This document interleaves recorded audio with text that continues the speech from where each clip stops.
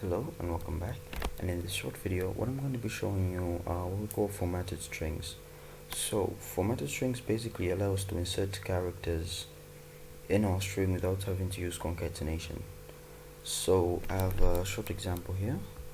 So let's say we create a function that adds two numbers together, and then we want to print out on the screen that the sum of A and B is C. So what we'd have to do is under normal circumstances we'd have to concatenate that, but I'm not usually big on concatenation, so I usually use formatted strings.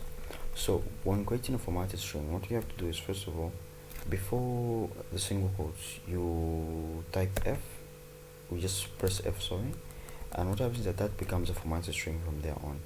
And so when inserting variables in your formatted string, all you have to do is add in curly brackets here. So curly braces, sorry. So the sum of A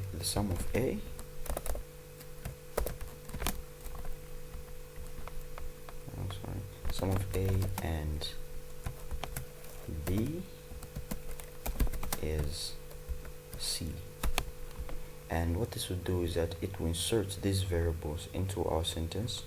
So if I run that, so the sum of 2 and 3 is 5.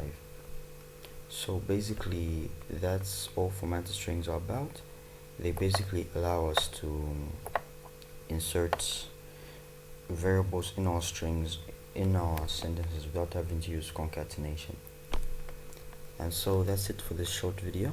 If you like the video, you can subscribe and ring the notification icon below for more videos which I'll be up for the next video, which I'll be uploading very soon. So I recommend you stick around for that one. Thank you very much and God bless.